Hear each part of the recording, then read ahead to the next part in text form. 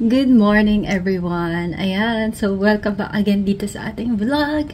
And for today's video, ayan, lalabas tayo. Pupunta tayo sa Taytay. Kasi, kulang na kulang yung mga damit na dinala ko from Baguio. And yung mga kasama ko din gusto nila. So, punta din tayo. And let's do 1,000 challenge. Charot, kaya ba natin yun? Pero try natin if anong mabibili ng 1,000 pesos. Kasi ang alam ko, mura yung mga damit nila, ganyan. And all. So, tingin tayo kung ano yung mga kabagayan na pwede natin kunin doon. And isasama ko kayo. So, tara guys. Outfit of the day. Shorts. Ang init kasi dito. So, kailangan nating mag-shorts. Lalo na lalabas tayo. So, ayan. Enough ko yung electric fan kasi every time na magsasalita ako with electric fan, ang lakas ng tunog. So, ganyan muna kaya mainit. Anyway, let's go! 2,000 budget ni family. At kaming mga purita. Uy, 5,000 yung sa'yo 1,000 plus debit card. Oh, ang laki! Hi! Ayan! Tara na! Alis na kami. Nahiya pala.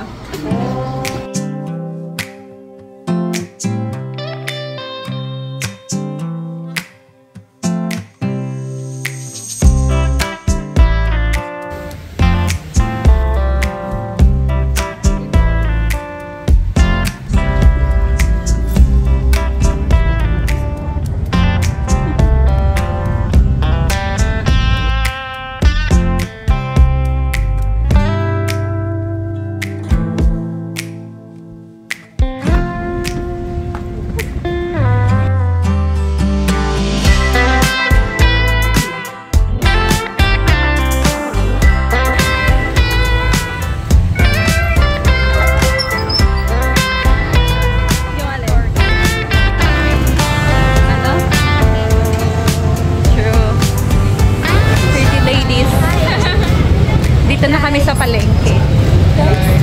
Guys. Oh my God, I'm so natural. Na tayo. Para ano? Shoes. Ano?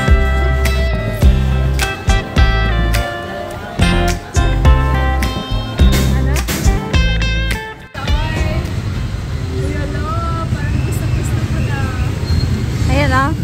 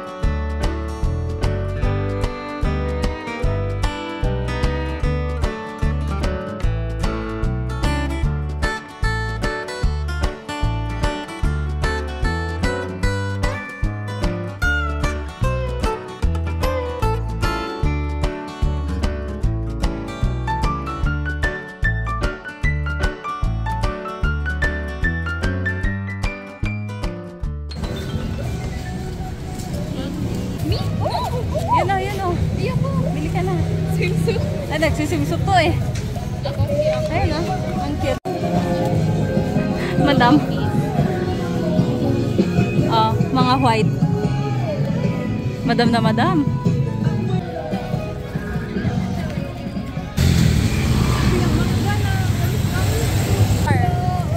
Thank you so much. Saan tayo magsisimula?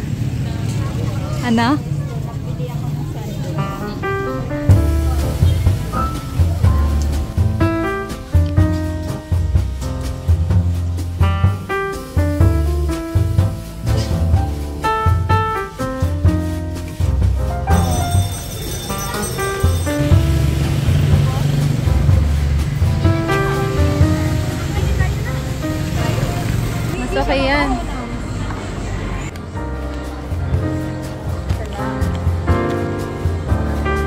Sabaw na lang muna tayo. Ano naman ang ano? May lechon tapa. Nahihilo ako.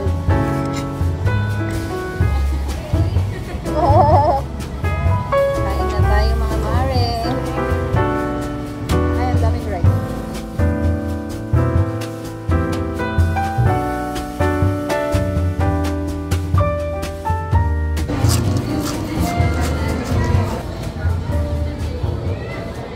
We are so full. Anong nakuha nyo? Busog. Pababa ulit kami. Round 2. Round 2. Mas mura pala guys dito sa may Tiangge. Kaysa dun sa ano. Sa mga, ano yun? Mega? Sa Mega Tiangge. Mega Tiangge. Taytay Mega.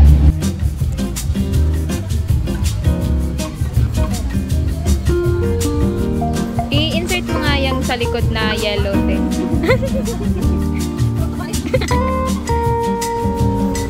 Nice. Talikod ka, te. Nice, Ate Pins.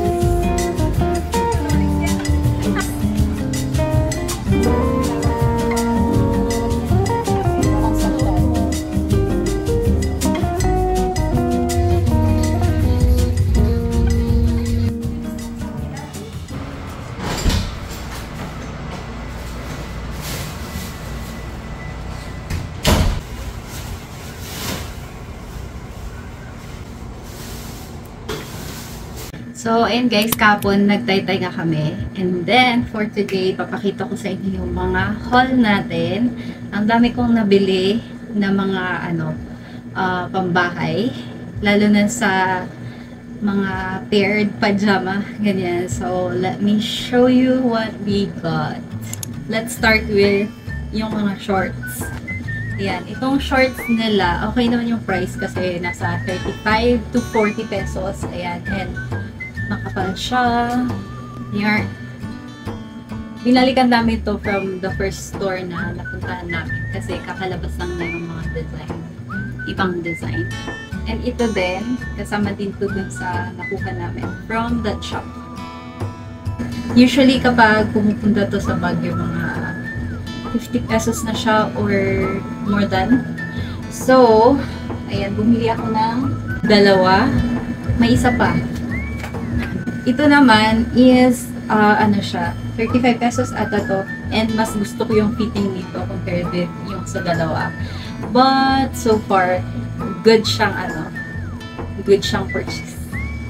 By the way, Taytay is known with tahian talaga ng mga damit. And quality din naman na mura yung pinproduce nila. So, magandang mag-shopping doon, especially if pang re-regalo nyo, ganyan, or kailangan nyo ng maramihan, it's better to go there. Pero kapag yung parang tinitingin lang yung bibilhin, I think it's okay din sa online. So, let's proceed sa mga ibang uppers na nakuha ko. Ayan, ito is mga 55 pesos. Knowing na bago siyang gawa, so maganda. And ayan, very soft din yung tela nito. Kailangan lang gumamit ng skin tone na natin, bra ganyan, para hindi siya kita kasi medyo nakikita na siya sa loob. Goods naman to. Next shirt. Diba? Gusto ko siya kasi medyo pa square siya. Yung face natin medyo pa V. So, kailangan natin ng something na magbabalance, and this is really nice. Very flowy din siya. And medyo manipis din to. Kaso okay lang.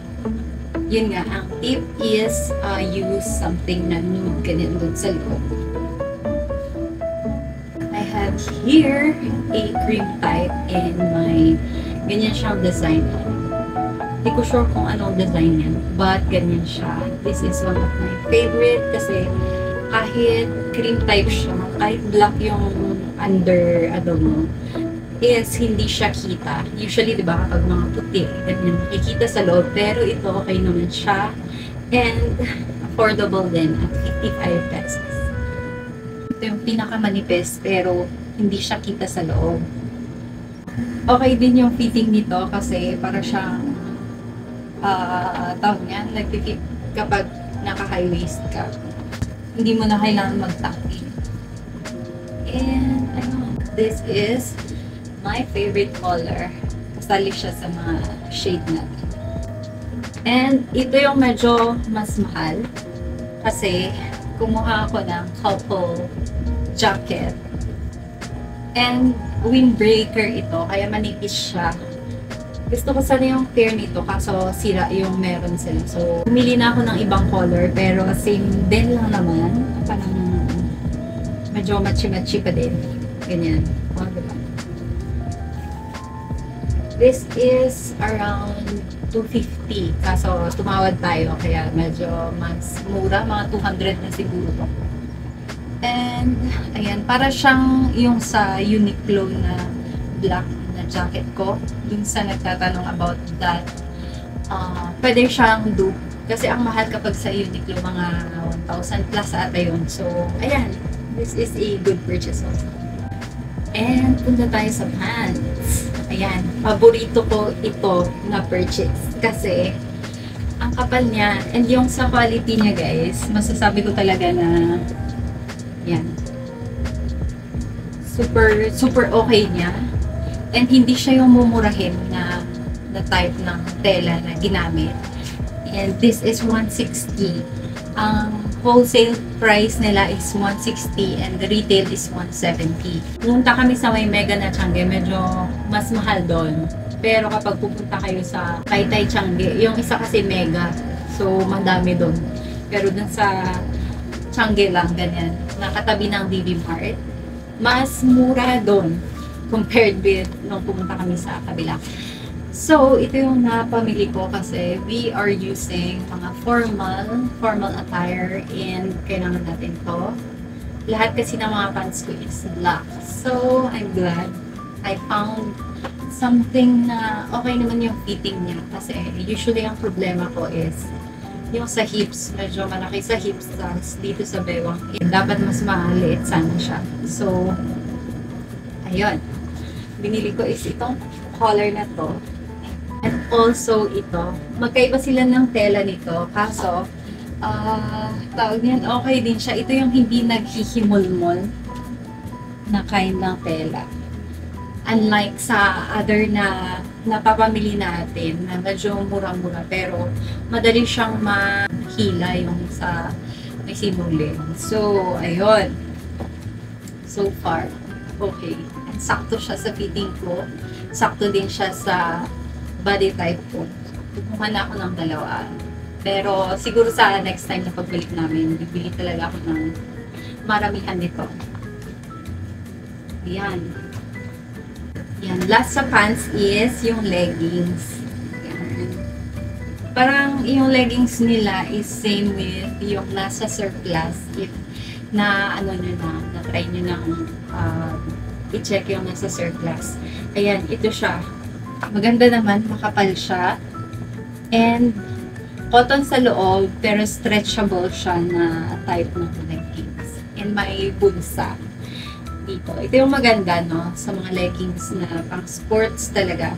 May lagayan ng phone dito. And trinay din namin na maglagay ng phone. Tapos tumakbo ka. Okay lang. Hindi siya na natanggal or nahuhulog. So, this is 95 ang retail price nila. But for wholesale, 90 lang ata. So, ayan. Isa lang yung nakuha ko kasi may mga leggings pa naman ako apart from this.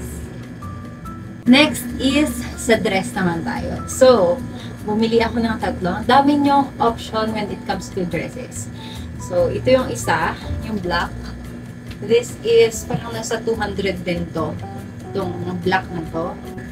Ito is cream na color. And, ang ganda niya. Mahaba siya. Tapos, comfy siya ganyan.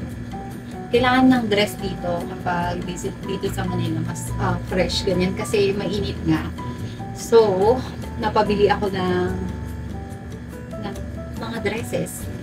Ano bang color to? Parang yellow na brown. And ang ganda niya.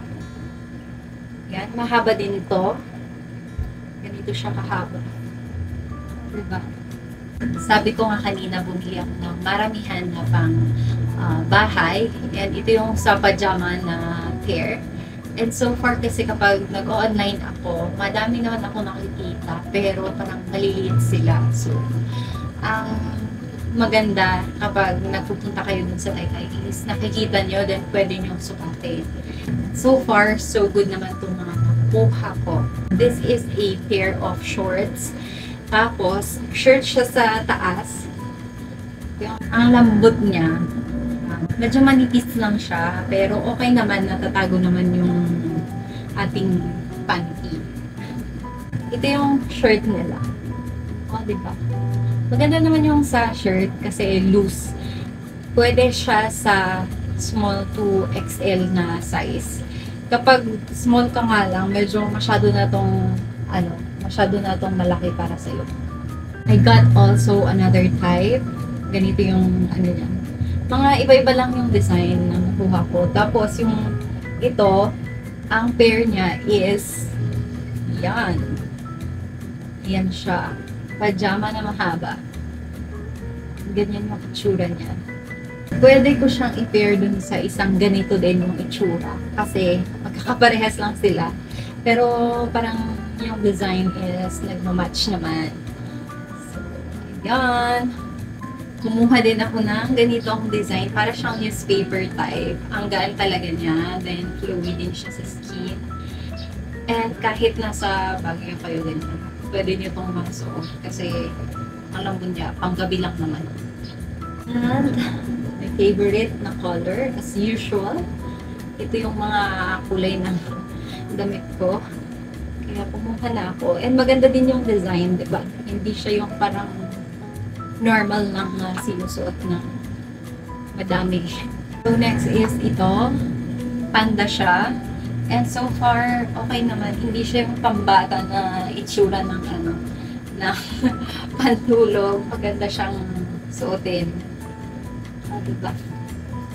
Yan. And ito, last but not the least. Ayan. This is white na may mga touch of brown and all na colors. And also, this is long. Ayan. Bale, tatlong ganitong mahaba yung kinuha ko. And the others are shorts. And so far, all are a good buy. Thank you so much guys sa panonood nyo for today's haul. Yes, for today's week, ito yung vlog natin. Nag-haul lang talaga kami kasi medyo nakakapagod pumunta doon. Tapos nawala pa kami nung pabalik na. I mean, lumagpas kami doon sa babahan sana. So, napalayo kami. And, ayan, pagod na kami for the rest of the day. Yun yung kaganapan natin. So, ayun lang guys for today. And thank you sa pagsama nyo na naman sa amin. Sa pagpunta sa Taytay hanggang nakabalik. And ayun, see you guys on our next one. Bye!